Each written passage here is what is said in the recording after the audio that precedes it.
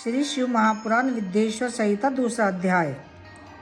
शिव महापुराण की महिमा और संहिताओं के भेद। सूत जी बोले कि हे मुनीश्वरों, यह आपने त्रिलोक हितकारी का बड़ा अच्छा प्रश्न किया है। मैं आप लोगों की ऐसी रुचि देखकर श्री गुरु जी का स्मरण कर जो कहता हूँ उसे आदर सहित सुनिए। कली के पापों का नाश करने वाला परमार्थदायक शिव पुराण नामक ग्रंथ और ग्रंथों से उत्तम और वेदांत सार का भी सर्वस्व है, जिसके पढ़ने सुनने से मनुष्य सर्वोत्तम शिव गति को प्राप्त होता है। तब तक इस ग्रंथ का उदय नहीं हुआ है, तभी तक कलयुग में ब्रह्म हत्या आदि पाप फैल रहे हैं। शास्त्रों के झगड़े, नाना प्रकार के उत्पात, क्रूर यम के भट्टों की निर्भरता, तीर्थों का विवाद, सत्यदान और देवताओं की मान्यता संबंधी विवाद तभी तक महितल पर हो रहे हैं जब तक श्री शिव महापुराण का पृथ्वी पर उदय नहीं होता है। जब यह प्रत्यक्ष हो जाएगा तब शास्त्रों के परस्पर झगड़े आदि सभी इसकी गर्जना से समाप्त हो जाएंगे, क्योंकि भगवान वेद व्यास के कहे हुए इस पुराण का बहुत महत्व है। इसके कीर्तन और श्रवण से जो फल प्राप्त होता है वह सबका सब तो मैं नहीं कह सकता, किंतु उसका कुछ महत्व मैं आप लोगों से कहता हूँ। ध्यान देकर सुनिए। इसमें मैं अपनी ओर से कुछ भी नहीं कहूँगा, जो व्यास जी ने कहा है वही कहूँ। व्यास जी ने कहा कि यदि शिव महापुराण का एक या आधा श्लोक भी कोई पढ़ेगा तो वह सब पापों से छूट जाएगा, और यदि सावधानी से संपूर्ण पढ़े तो जीवन मुक्त हो जावे और इसके अनुसार आचरण करे तो एक एक दिन में एक एक अश्वमेघ का फल पावेगा। यदि कोई दूसरा भी श्री शिव महापुराण की पूजा कर दे तो वह सब देवताओं की पूजा के समान फल प्राप्त करेगा। इसमें कोई संदेह नहीं है, क्योंकि शिव संहिता नामक इस सुधा को स्वयं श्री शिव भगवान ने उपनिषद रूपी समुद्र को मथ कर उसमें से निकाला है। अतः जो इसको पान करेगा वह निश्चय ही अमर हो जाएगा। यदि कोई एक मास तक इसे पढ़े तो ब्रह्म आदि हत्या पापों से यह सब मुक्त हो जाएगा, और शिवालय में या बिल्व के वन में जो इस संहिता को पढ़ेगा वह अद्भुत फल का लाभ करेगा। जो श्री भैरव जी की मूर्ति के सामने इसका 3 बार पाठ करता है उसके सभी मनोरथ पूर्ण होते हैं।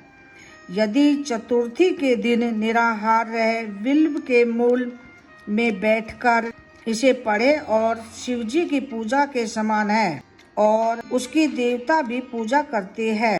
इसमें शिव जी के दिए हुए अर्थ, धर्म, काम, मोक्ष, चारों पदार्थों का विवेचन और उनकी प्राप्ति के उपाय तथा शिव जी की लीला और विज्ञान सब कुछ निहित है। अतः यह सब प्रकार से आदरणीय है। वेद और श्री ब्रह्मा जी की सम्मति के अनुसार श्री शिव जी ने ही पहले इस शिव महापुराण की रचना की, जिसमें पहला विद्येश्वर संहिता, दूसरा रुद्र संहिता, तीसरा विनायक संहिता, चौथा उमा संहिता, पांचवा मात्र संहिता, छठा एकादश रुद्र संहिता, सातवां कैलाश संहिता, आठवां सप्त रुद्र संहिता, नौवां कोटि रुद्र संहिता, 10वां सहस्त्र कोटि रुद्र संहिता, 11वां वायवीय संहिता और 12वां धर्म संहिता। इनकी संहिताएं इस पुराण में सम्मिलित है। ये सभी पुण्यतर है।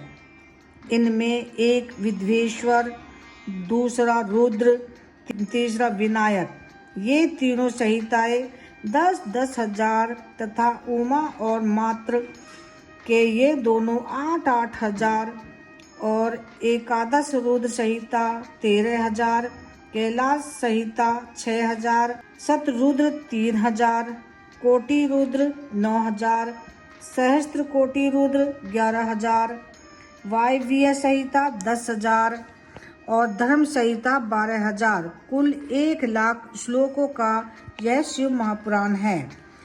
परंतु इसे शिवजी ने अब केवल 24,000 का ही सबके लिए रख दिया है और पुराणों में यह चौथा पुराण कहा जाता है।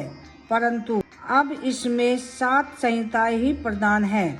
अन्यथा सृष्टि के आरंभ में शिवजी ने इसे 100 करोड़ श्लोकों का में कहा था।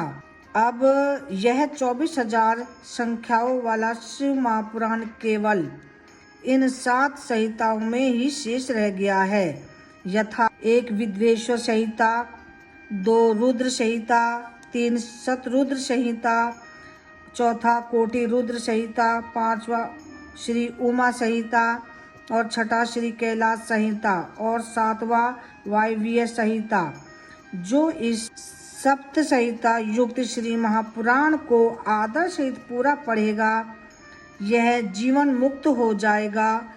यह सब प्राणों का तिलक और सब जीवों का कल्याणदाता है। इसमें वेदांत और विज्ञान सब कुछ पूर्ण रूप से निहित है। इसे परमादर से पढ़ने वाला शंभु प्रिय हो परम गति का लाभ करता है।